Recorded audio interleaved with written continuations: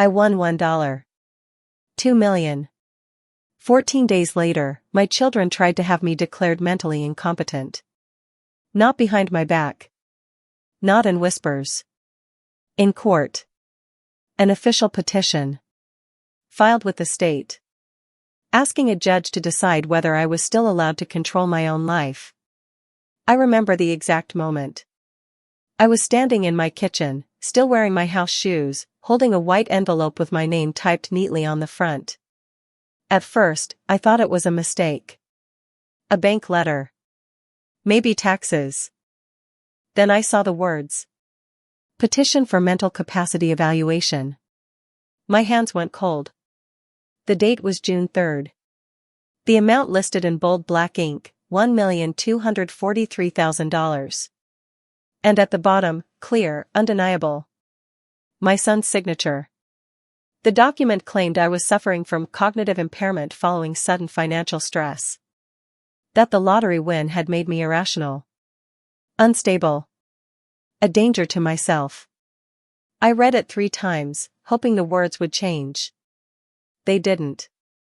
My children weren't worried about my health. They weren't afraid for me.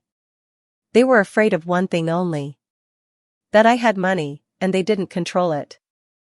I stood there, alone, listening to the clock tick, realizing something far more terrifying than losing a lottery prize. My own children were trying to erase my voice, my rights, and my sanity. All with a judge's signature. If you think you know where this story is going, you don't. Stay with me. Because what happened next still keeps me awake at night. My name is Marigold Brooks. I am 72 years old, and until recently, I believed I understood exactly who I was in my family. I was never a woman of luck. I was a woman of work. I started earning money at 16, cleaning offices after school, wiping desks long after everyone else had gone home. Later I became a bookkeeper, then an office manager. I showed up early. I stayed late. I never missed a deadline and never called in sick, because missing work was never an option for people like me. When my husband died suddenly at 49, there was no dramatic farewell and no savings account waiting to protect us. There were just 2 children standing in a narrow hallway, watching me with frightened eyes, expecting answers I didn't have yet. So I learned to carry grief quietly. I learned to be strong because weakness didn't pay the bills. I raised my children alone. I paid rent, utilities, school fees, dental work, braces, college applications. I stretched groceries and slept lightly, always listening for problems before they arrived. I attended every parent conference, every recital, every graduation. I answered every late-night call. I never asked for applause. I never kept score. My son, Ethan, always needed help. He called it temporary. A business idea. A partnership. A dream that only required one more push. My money became bridges he promised to cross back one day. He always spoke with confidence. He always sounded grateful. The repayment never came. My daughter, Claire, was quieter. She didn't ask directly. She waited. She called only when her life became inconvenient, when rent increased, relationships collapsed, or loneliness grew heavy enough to justify a phone call. She spoke gently. She thanked me afterward. Then she disappeared again. I became their safety net without realizing it. Their emergency plan. Their silent solution. I told myself this was motherhood. I told myself love meant endurance. Even when visits became rare. Even when holidays turned into rushed lunches. Even when birthdays became late messages sent out of obligation. Then I won the lottery. And everything shifted. Their voices changed first. Slower. Careful. They asked the same questions repeatedly. Where was the ticket? Who knew? Had I spoken to anyone? They watched me more than they listened. They smiled, but it didn't reach their eyes. I felt it then, the moment I stopped being useful. As long as I was needed, I was valued. The moment I became independent, I became a risk. That was when I stopped being their mother. And became their problem. The first warning didn't arrive with shouting or slammed doors. It didn't come with threats or anger or raised voices. It arrived quietly. Politely. Disguised as concern. We were sitting at my kitchen table, the same table where I once helped my children learn to read, where homework papers were spread beside cups of cocoa, where scraped knees were soothed and promises were made. The afternoon sunlight poured through the thin curtains, warm and familiar, and for a moment the room felt frozen in time. Safe. Unchanged. That illusion lasted only seconds. I told them I wasn't planning to share the lottery money. I didn't raise my voice. I didn't accuse them of anything. I didn't explain myself. I said I wanted time. I said I wanted to think. I said I needed space to understand what this money meant to me and how I wanted to live with it. The silence that followed was heavy enough to press against my chest. My daughter smiled. It wasn't the smile she used when she was happy. It wasn't the smile she used when she was nervous. It was controlled. "Mom," she said slowly, carefully shaping each word, "are you sure you're feeling okay?" The question sounded gentle. Loving, even. But something inside me tightened the moment she said it. My son didn't speak at all. He leaned back in his chair and watched me, not like a son listening to his mother, but like someone observing a test. Measuring. Waiting. I noticed how still he was, how focused, how ready. I laughed then. I waved my hand as if it were nothing. I told myself families panic when money appears. I told myself they were worried. I told myself this was normal. I didn't understand yet that this was the opening move. After that afternoon, everything shifted. They stopped asking what I wanted to do with the money. They started asking how I was thinking. Had I been sleeping well lately? Was I feeling overwhelmed? Was I anxious? Confused? Forgetful? The questions repeated themselves, phrased slightly differently each time. If I paused to find a word, they corrected me. If I took a moment to think, they exchanged glances. They reminded me of things I hadn't forgotten and repeated stories I had already told, watching closely to see if I reacted. Every pause became evidence. Every hesitation became suspicion. They began offering help I hadn't asked for. "We can handle the paperwork. You shouldn't be dealing with this stress. Big decisions aren't good for you right now." They spoke slowly, gently, like they were afraid I might break if they moved too fast. Their voices were calm, almost rehearsed, as if they had practiced sounding reasonable. From the outside, it probably looked like love. From the inside, it felt like surveillance.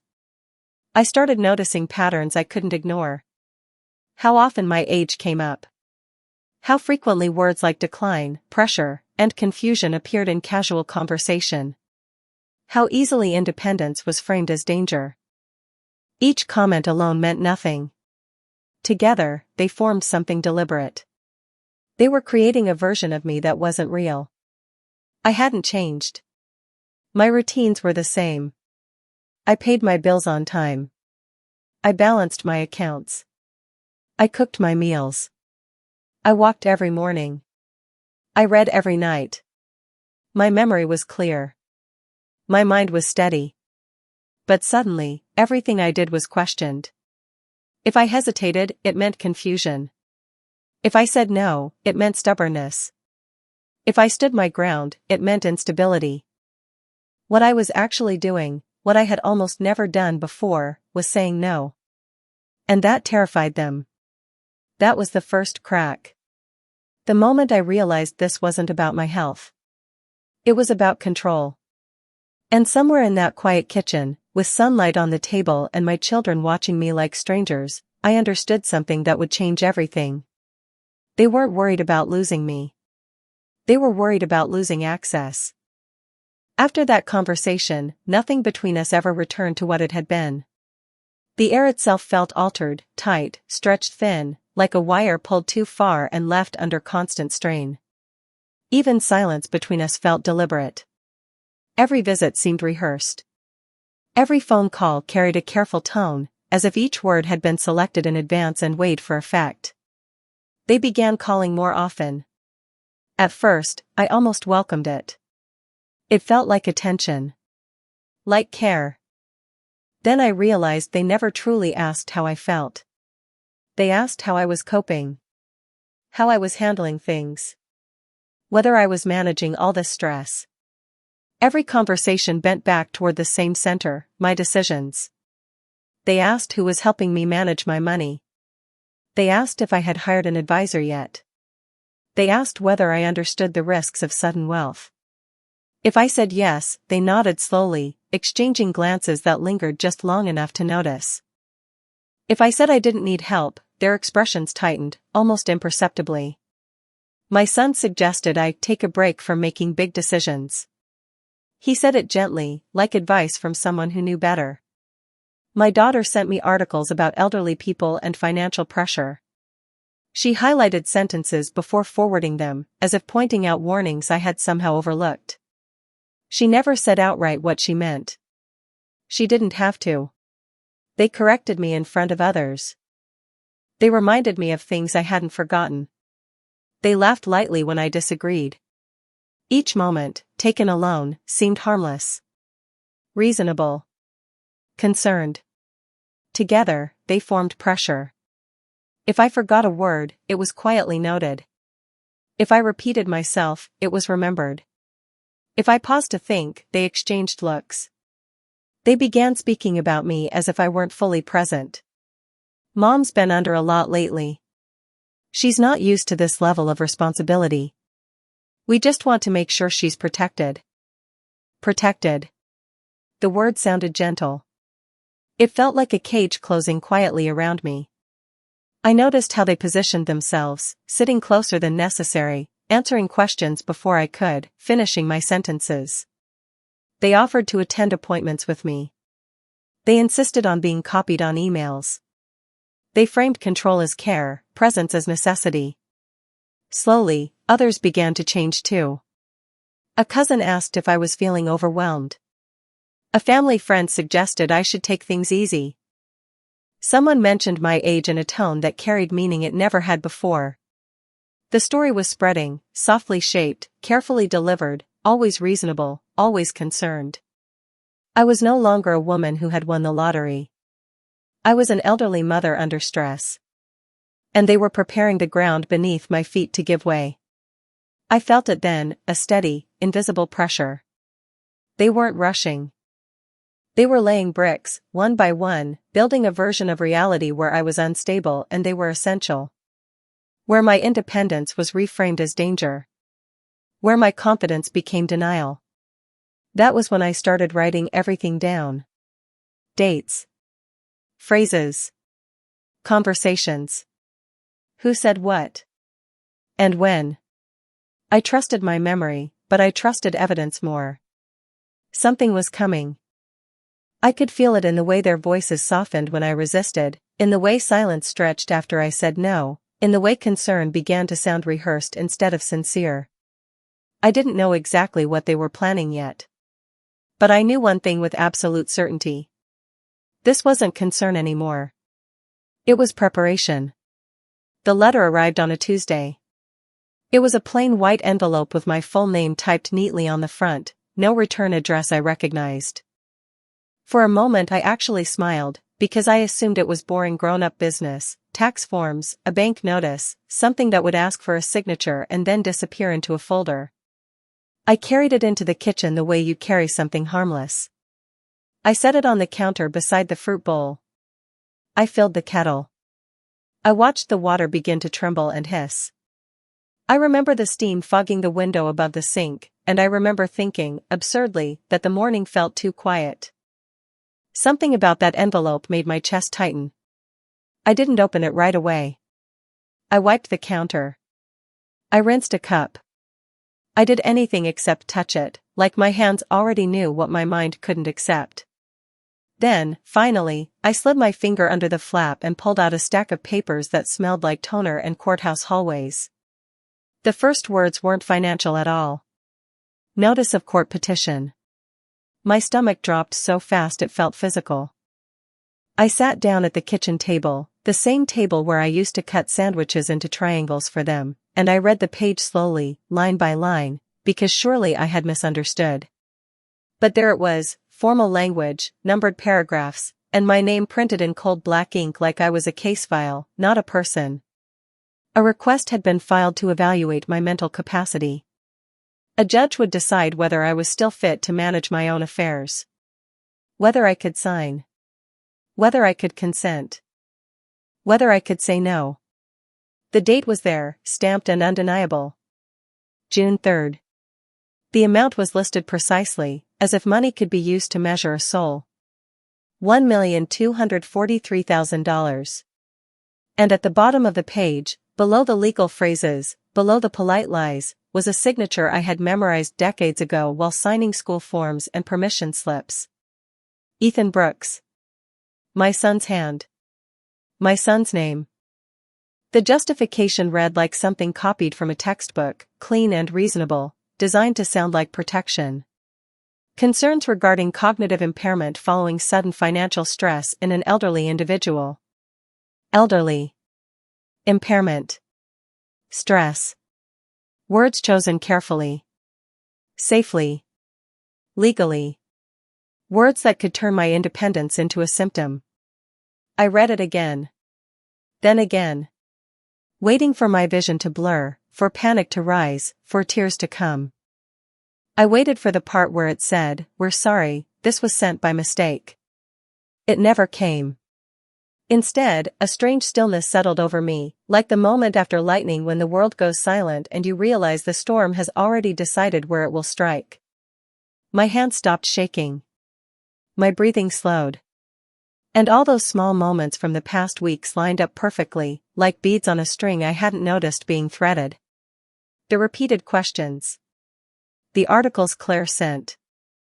The gentle corrections in front of relatives. The way Ethan watched my face when I answered. The soft, practiced word, protected. This hadn't been spontaneous. It hadn't been fear. It had been strategy.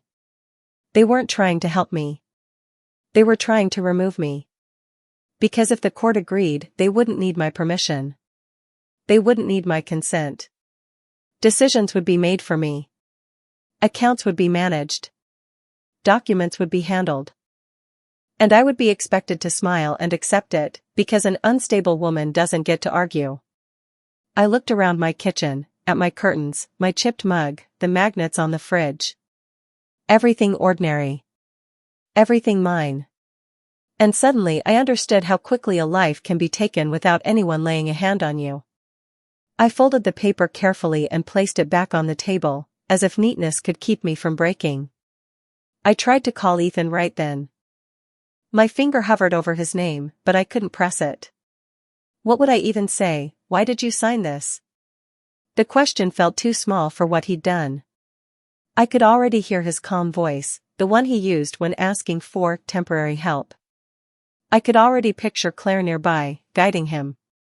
And then I remembered a moment from days earlier, Claire on my couch, stirring her coffee, telling me she'd scheduled a little checkup with a doctor she trusted. When I declined, her smile tightened and she asked, "Do you ever worry you might miss things lately?" I laughed. She didn't. Now I could see it, they were laying a trail for the court to follow. A missed word. A delayed answer. A story repeated at dinner. They didn't need a diagnosis, they only needed doubt. The kettle clicked off, and I realized my tea had gone cold. All alone. That night, I didn't cry. I waited for it. I sat there almost expecting it to arrive, the shaking, the sobbing, the kind of grief that bends your back and makes it hard to breathe. I thought it would come crashing down on me the moment the house grew quiet. It didn't. Instead, something colder settled in. Something sharp. A clarity so sudden it felt almost unnatural, like a light switching on in a dark room I hadn't realized I was standing in. I stayed at the kitchen table long after the sun went down. The house was completely still, except for the clock ticking on the wall. Each second sounded louder than the last, steady and relentless, like it was measuring time in a way that suddenly mattered. The court papers lay folded in front of me, untouched, as if they were dangerous simply to look at. I replayed the last few weeks in my head, slowly, carefully, without the excuses I had given them before. Every "Are you okay?" Every gentle correction. Every article sent, every question repeated twice, every look exchanged when I paused too long. Without the softness I had wrapped around them, those moments looked different. Clearer. Almost obvious. They hadn't acted out of panic. They hadn't acted out of fear for my health. They had acted out of certainty. They were certain I wouldn't fight back. Certain I would feel embarrassed, ashamed, overwhelmed. Certain I would believe them over myself. Certain I would do what I had always done, stay quiet, avoid conflict, trust their intentions even when something felt wrong. That realization hurt more than seeing my son's signature on that petition. I thought about all the years I had defended them. Every time someone hinted that Ethan took too much, that Claire disappeared unless she needed something. Every time I said, "They're good kids," because believing that felt easier than asking harder questions. I finally understood the cost of that belief. This was never just about money. If it had been, it would have been simple. Money can be shared. Donated. Lost. What they were trying to take from me was something much larger.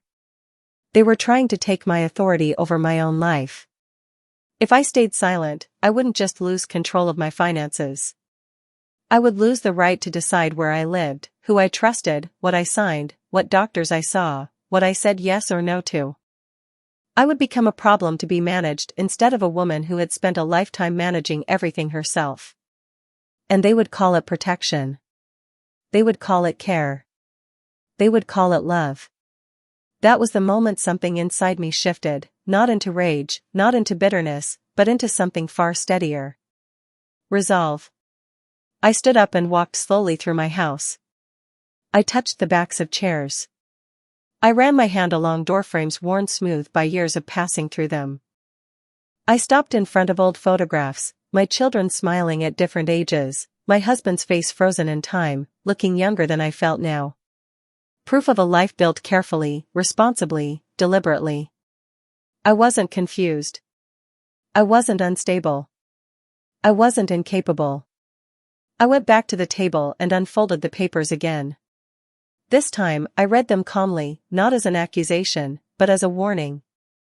A line drawn in ink that said, "This is how far they are willing to go."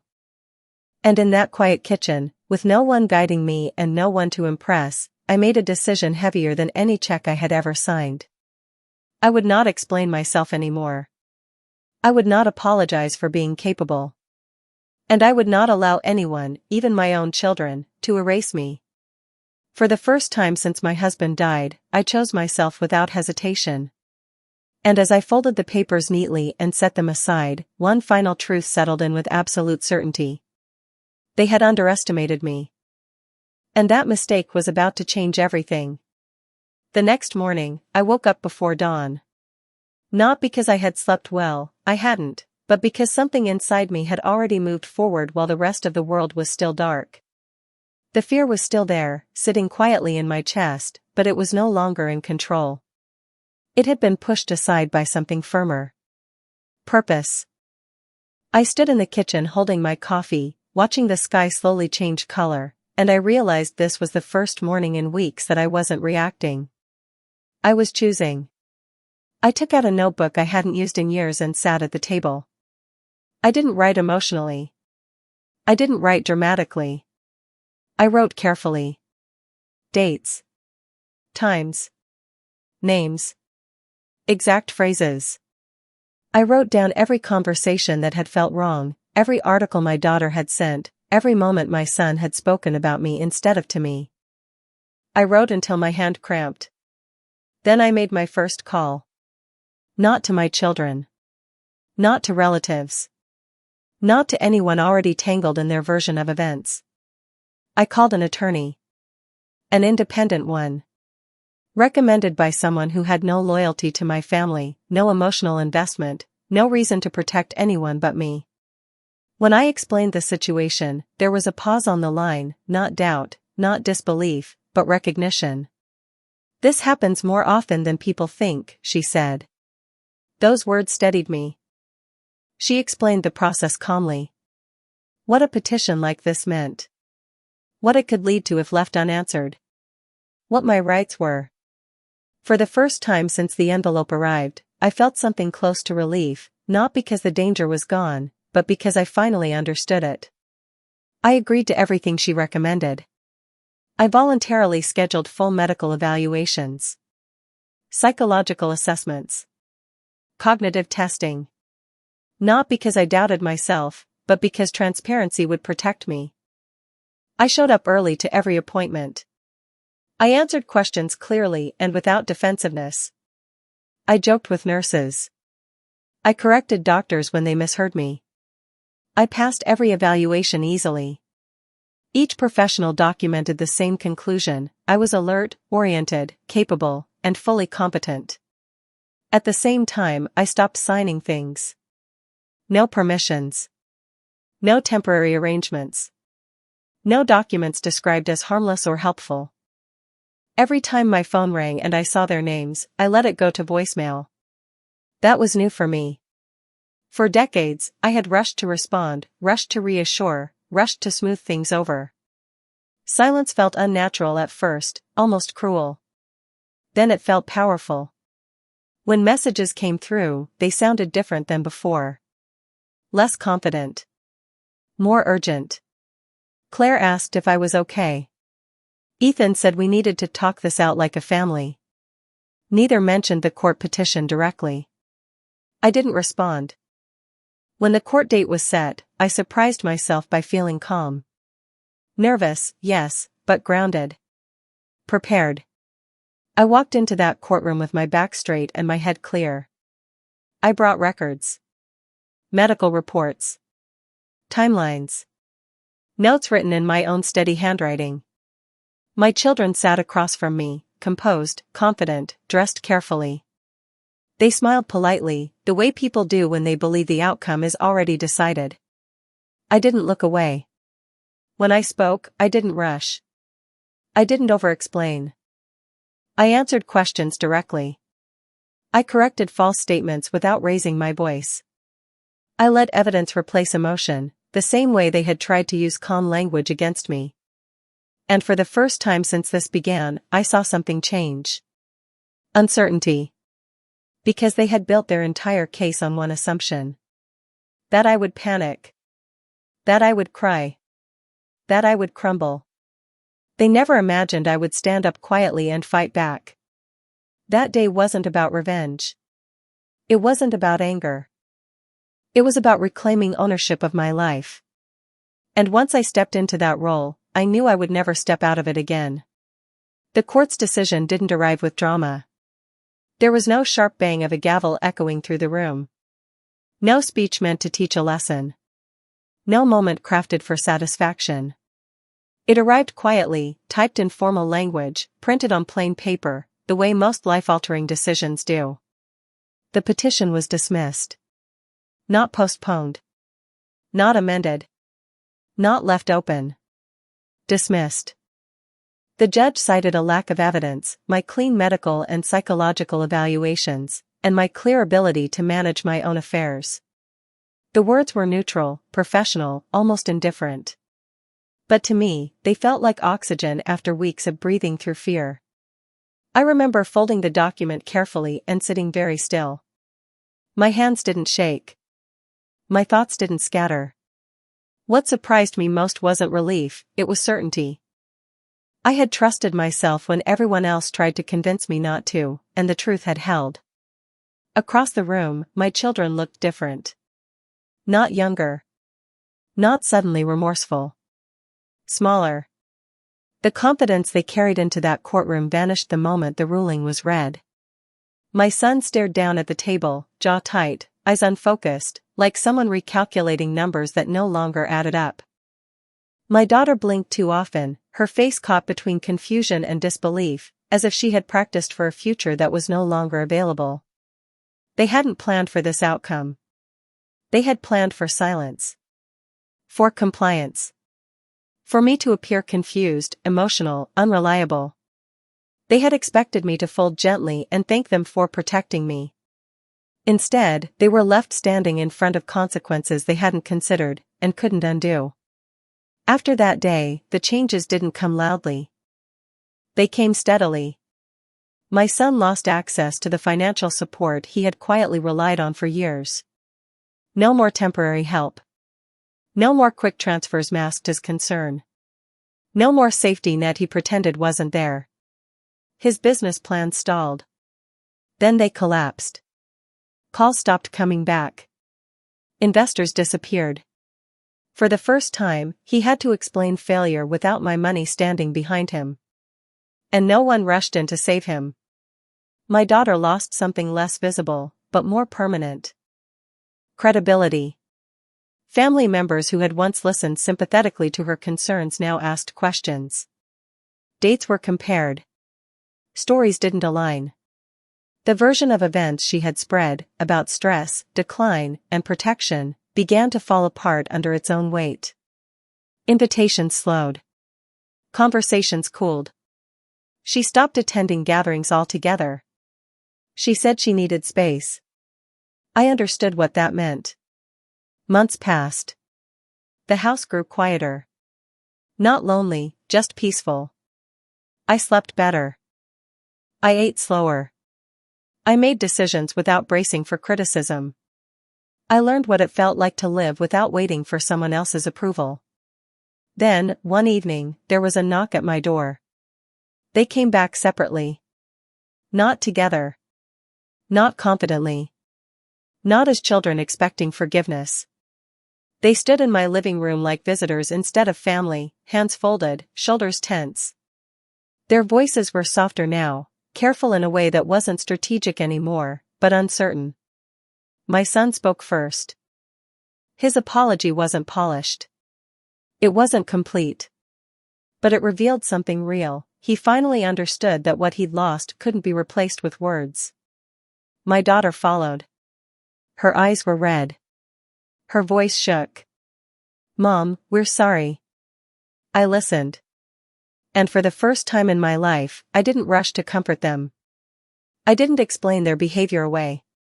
I didn't soften the moment to make it easier for anyone. Because consequences aren't cruelty. They're clarity. And clarity had finally reached all of us. Even if it arrived too late for things to ever return to what they once were. I listened to them without interrupting. That alone was new. For most of my life, when my children were uncomfortable, I rushed in to ease it. I explained. I softened. I took responsibility even when it wasn't mine. That night, I did none of those things. I sat on my couch, hands folded in my lap, and let the silence do what my words used to.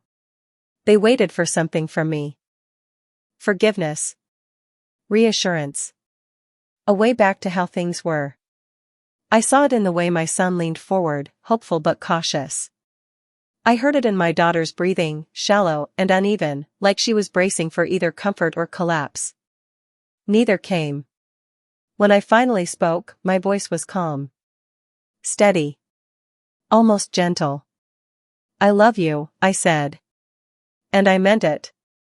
But I'm not going back. They looked confused at first, as if they hadn't considered that possibility. My daughter frowned slightly, like she was trying to understand a language she'd never learned. My son opened his mouth, then closed it again. "I'm not cutting you out," I continued. "I'm not punishing you. I'm choosing myself." The words felt strange in my mouth. Heavy. Honest. I explained what that meant, not angrily, not dramatically. I told them I would no longer explain my decisions. I would no longer rescue them from consequences. I would no longer accept concern that came packaged as control. I told them trust, once broken, doesn't grow back overnight. Sometimes it doesn't grow back at all. They listened. Or at least, they stayed quiet. After they left, I didn't feel triumphant. I felt something better. Peace. In the weeks that followed, I began shaping a life that belonged entirely to me. I met with financial advisors who spoke to me, not around me. I learned. I asked questions. I made choices slowly, deliberately, with no one watching over my shoulder. I funded programs for older women, women whose voices had been dismissed with words like confused and unstable. Women who had been told their independence was dangerous. I sat in rooms with them and listened, recognizing pieces of my own story in their quiet strength. I redecorated my house. Small things. New curtains. Different light. It felt symbolic, even if no one else noticed. Some nights were still hard. Love doesn't disappear just because boundaries appear. But I slept better knowing I wasn't betraying myself anymore. I learned something late in life that I wish I had learned sooner. Love without respect is not love. Care without consent is control. And peace is not found in silence, it's found in truth. For the first time in decades, my life felt like it belonged to me again. And that was worth more than any lottery win. People often think the most painful part of betrayal is the moment it happens. It isn't. The hardest part is realizing how quietly it was prepared. How patiently trust was shaped into leverage. How easily love can be dressed up as concern when money, control, and fear enter the room. Nothing about it was sudden. It was deliberate. Careful. Planned. They tried to take my $1. $2 million by questioning my sanity. They believed my age would work against me. That my voice would shake. That I would doubt myself long enough for them to step in and speak for me. They believed silence would make me smaller. Instead, it made me clearer. I learned that independence does not fade with years.